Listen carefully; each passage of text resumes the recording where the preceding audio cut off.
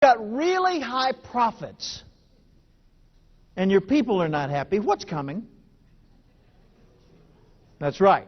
Okay. So what if you make your people really, really happy, but you never get your profits up again? Become a church, you get a tax advantage. Okay. Maybe you just ought to work on both sides, huh? So it's kind of like this technology. I've got a piece of business technology over here I want to show you.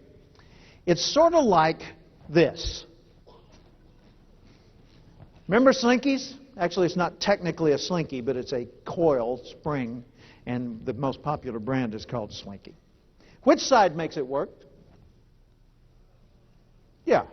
I mean, it's a dumb question, isn't it? Okay. So I want you to just watch the Slinky for a second. And think of the Slinky as representing profits and people, the two primary issues in a business, okay? Profits, which is the product side, which is the system side, and all the, the technical part, and people, the human side, the interaction, the relationships, the sales, and so forth, okay? How much action does it take on my part to bring this thing to life? Notice how much actual force I have to put into it. All I'm doing is just barely moving my fingers. And yet this thing's going back and forth just fine. But if I overemphasize one side, all of a sudden it stops. And it doesn't matter which side I overemphasize. So I've got to pay attention to both. I can't neglect either. But if I overemphasize one, then I end up with a really bizarre outcome. Same thing's true in your world. Okay? And that's true for businesses that are pretty large. And that's true for tiny little operations as well. The principles transfer. They're absolutely the same across the board. So here's the leader's dilemma. Okay, a person's sitting there and they say, okay, I run my own company. I got my people. I got all my systems in place. But Jim, you're recommending I spend an awful lot of time with the people side of it. What if I put all this energy into training my people and then they leave? Valid concern. Here's a more important concern, though. What if you don't and they stay?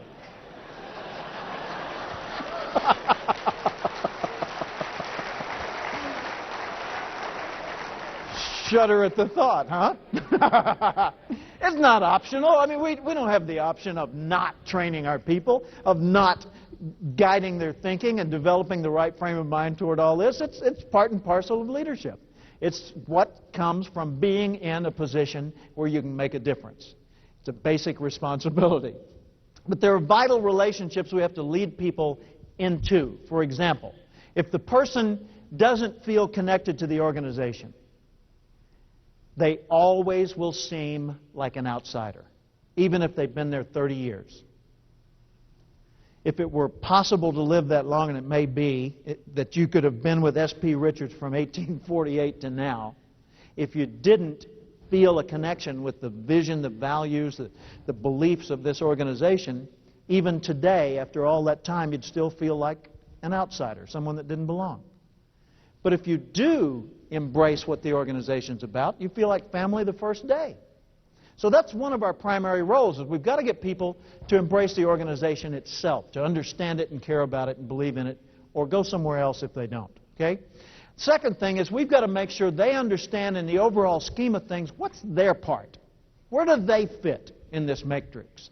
They need to see how, when they produce a result and it goes to the next level, what do those people do with it, and how do they feel about the way they get it? And when they get something from someone else, where are they in the food chain? And how does it go back upstream, right? Also, they need to understand the technology they're dealing with and understand more than just the operation of it. They need to understand a little bit of the why that makes it that way, so they can help make it even better. Okay? If a person doesn't have a sense of purpose in what they do, they won't add much value to what they do. Would you agree with that? If you don't find much purpose in what you do, you won't add much value to what you do. Quick story. Years ago, I was in Atlanta in the airport, and I was in the food court. And I was standing there with my little coffee and muffin, and I was just watching all the people. It was really, really crowded. It was like out in the foyer this morning, you know, people everywhere, thousands and thousands of them. And I chose not to fight for a table, so I just stood back and had my little snack. And I noticed a busboy who's bussing tables, but he looks like this. Slumped shoulders, long droopy face, kind of dragging his feet. And he goes from table to table, and he picks up a tray, and he gets the trash, and he's making eye contact with nobody. Goes over, he throws away the trash, takes his rag, goes to another table. I'm getting depressed watching this guy. I'm thinking, you know, somebody ought to do something. So finally I finished my meal, and I threw away the trash, and I went over and I just tapped him on the shoulder. He recoiled. I think he thought he was going to get in trouble. I said, "Excuse me." He said, "Yeah." And I said, "What you're doing sure makes a difference here." He said, "No, sir, I did." Huh? I said, "What you're doing sure makes a difference here." I said, "Look at this place. It's jam-packed with people. If you weren't cleaning these tables, in 5 minutes there'd be trash everywhere. The place would be unsanitary, unpleasant. People wouldn't come. What you're doing matters. I just wanted to say thanks for doing it. See ya." Now, I'm walking off. He's in shock. But in the time it took me to walk about 10 feet, when I glanced back, I swear he had grown 6 inches. He didn't become serviceman. "Hey, good morning, welcome to the food court. Boy, it looks like you could use one of our bread muffins. Let me help you out here." You know, nothing like that went on. All that happened is he went from depressed to neutral. Neutral. But what do you bet for the balance of his shift? He did his work a little bit better. Fair assumption? Okay. What do you bet for the balance of his shift? He felt better about himself and handled problems a little more smoothly. Okay. What had I done? Complimented him. I acknowledged him. A guy in Seattle said, "Jim, you gave him back his dignity." Ooh, that's kind of lofty. I don't know that I did that, but here's what I did do. I pointed out the direct connection between his performance and the effect it had on other people.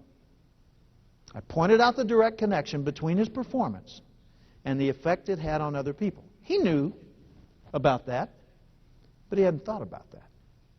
He didn't think about it very often at all, I'll bet. How many times do your people think about it? How many times do you think about it in a given day? You say, "Well, given, that's the point, Jim. It's a given." Hey, when it's a given like that, I'll guarantee you it's not getting much mental energy or much emotional investment. If we don't consciously and intentionally remember and notice the purpose of what we're doing, then we tend to become bureaucratic and just get caught up in the process of what we're doing. When people don't see much purpose in what they do, they won't bring much value to what they do. It matters. It matters. Person to person. How many of you have ever seen your business suffer because two of the people in it didn't deal with each other very effectively? Get them up? Yeah, exactly. Everyone in the room. People problems are an enormous business expense. So, is it just up to you just slap them around and say, "Grow up"? I don't think so. I think it's a skill thing, it's an attitude thing, it's an inspiration thing. We need to inspire them. We need to lead them in such a way that they feel the need or the impetus to rise above that and to acquire the skills for resolving personal conflict. And also, person to self. If a person doesn't feel good about him or herself, it will show up in their work. Agreed? Absolutely. So it really pays to support and encourage personal development through your organization. We used to say, "Nah, that's their personal problem. You know, that's something, that's not job related." The heck it's not. It shows up on the job. That's job related. We're talking dollars here, right? Okay? So there are a lot of vital relationships that expand our thinking about what does it mean to be a leader, be a manager, be a director of sales, be a vice president of an organization. There's a lot to it. Organizational DNA, the genetic code of your organization, is contained in what you believe in, care about, stand for, and how you express yourself to the community. And that's the first thing people have to embrace in order to really be a part of the organization itself. I'm going to show you a little grid here that takes the two things, awareness, how you think, and performance, what you do. It's kind of fun, standing in front of a race car like this and saying the word performance. I feel like kneeling. That's nice. By the way, I really appreciate the fact that you chose silver cars to give away in the year that's the 25th year, silver anniversary of Cathcart Institute. I thought that was very thoughtful of you. Thank you. Years ago, when my marriage 25th came about, my wife Paula said, Jim, you know, our 25th is coming up. And I said, yeah, I know. That's our silver anniversary. She said, no, it's not. I said, yes, it's our silver anniversary. She said, no, it's our diamond anniversary.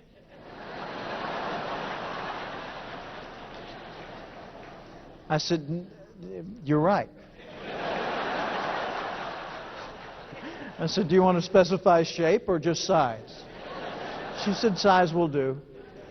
Supported by baguettes. And she described what she was looking for and gave me time to save up for it, thank heavens. She said, by the way, what do you want? And I said, just wait till you get your diamond. And then we got it, and I said, all right, your turn. I want you on the back seat of my motorcycle as I tour the Alps for 16 days, 3,000 miles. She said, done. Most romantic experience we ever had. Just riding through those mountain passes and by the little villages, day after day in Austria, Switzerland, Germany, France. Oh, man. So we did it again for our 30th. A few years will be our 35th. I think we'll do it again. Boy, ain't life grand. I tell you what. Awareness and performance. How you think and what you do equals mastery. If you put it on a grid, it looks like this. The two dimensions, how you think, awareness. How you do, that's performance. Awareness ranges from ignorance to enlightenment.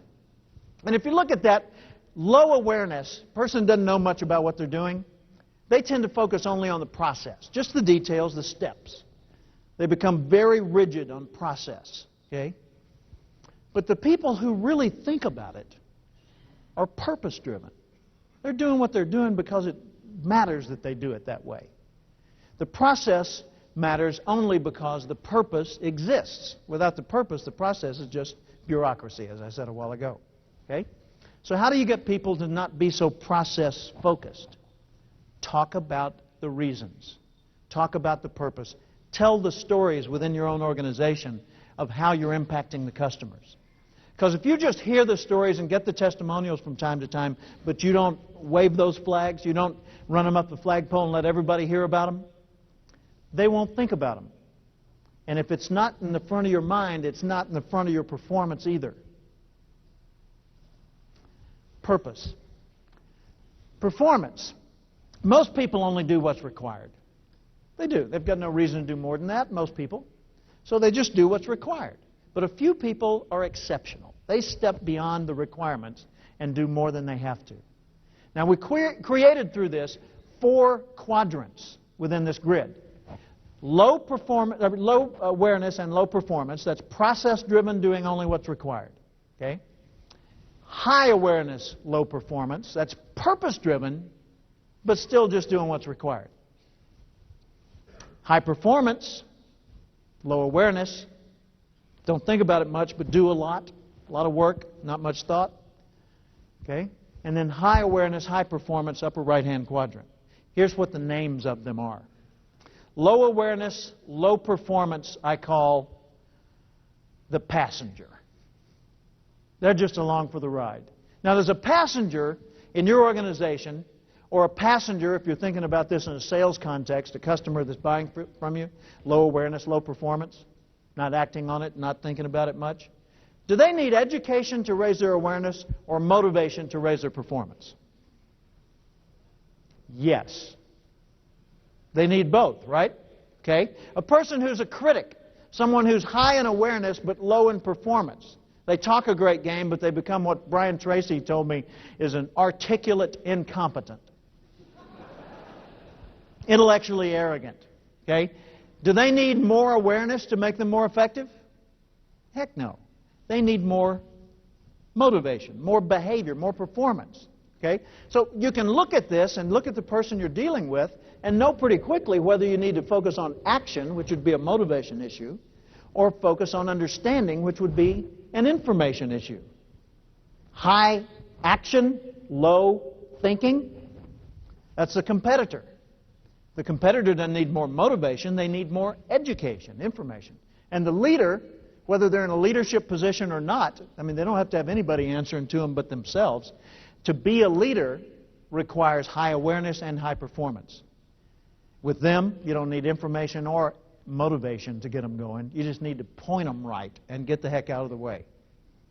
Now, is that something you can use? Okay. The AP grid.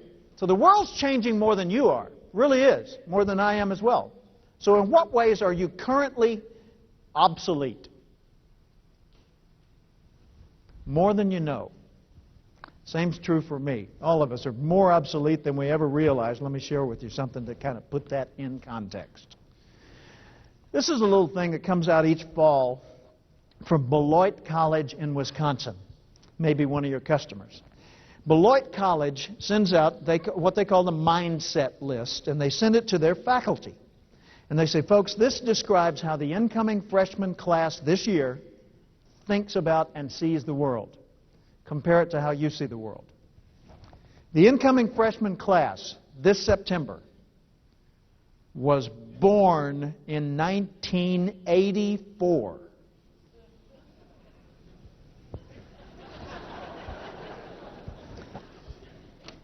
To them, an IBM Selectric is an antique. Thongs are not worn on the foot.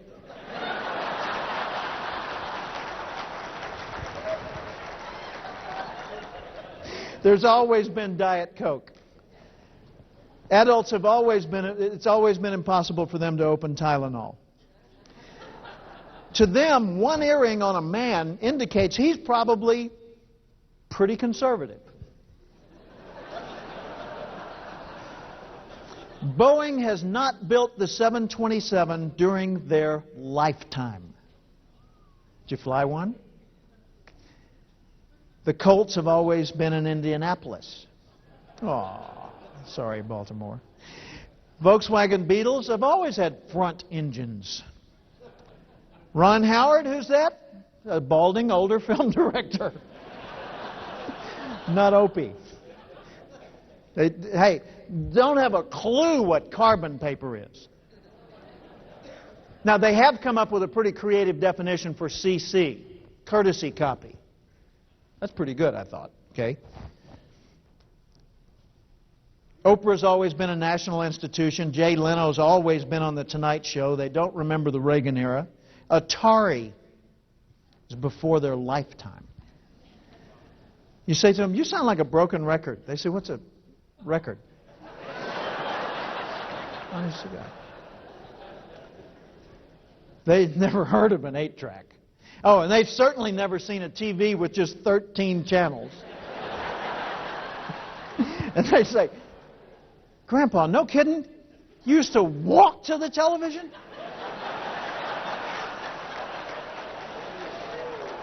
Dude. You talk about VCRs, and they say VCR. Oh, yeah, that's like Grandma's got a VCR. What's beta? What is that? Never heard the statement, where's the beef? Oh, man. Michael Jackson's always looked like a white woman.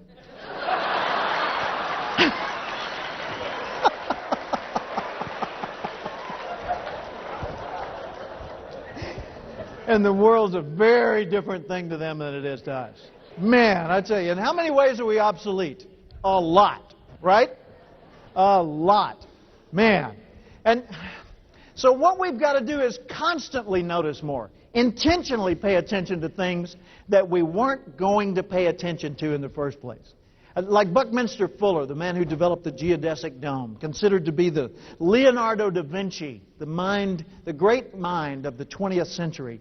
He used to go to a newsstand and buy whatever was in the right-hand corner whatever magazine was up there, if it was Trucking Weekly, or if it was Waterbed World, or if it was Cosmetic Techniques for the New Age, or whatever, he would buy it. And he would read something in which he was not interested, intentionally, just to stretch his perspective and get a different take on things. Pretty good exercise. We've got to notice more. We've got to constantly pay attention.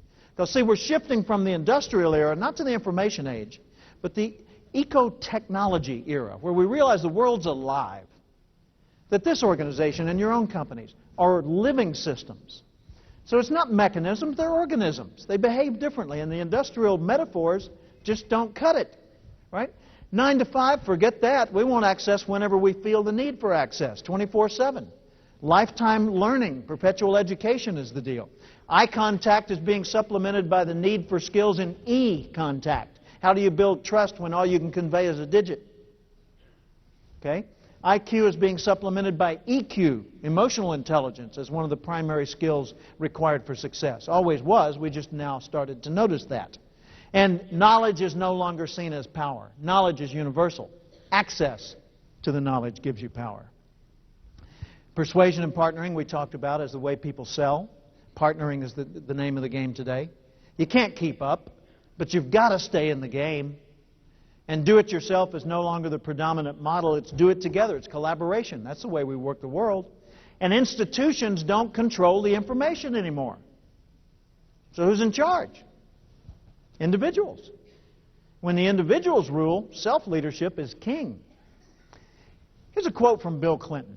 Now, I got this quote directly in person in the White House in 1994. I was there for a tour with a small group. It was a group of past presidents of the National Speakers Association. By the way, yesterday I was in Orlando at the National Speakers Convention, and your upcoming speaker, Tom Winninger, who is a very close friend of mine, and also a past president of that group, was on the program and blew them away. You are in for such a treat. Be sure and be in the room when Tom Winninger speaks here. But we were touring the White House with our spouses, and there were about 20 of us, because our convention was in D.C. that year. And at the end of our tour, President Clinton heard we were there, and he came out to see us. Now, no matter how you vote, to meet the President of the United States in the White House, for heaven's sakes, that's a pretty big deal. Would you agree with that? Certainly it was a big deal for me, coming from Little Rock. So we met the President, chatted with him. Someone said, "We're speakers, Mr. President." But then again, so are you. He looked directly at me. He said, "Half my job's keeping people in the right frame of mind." I said, "That's a keeper."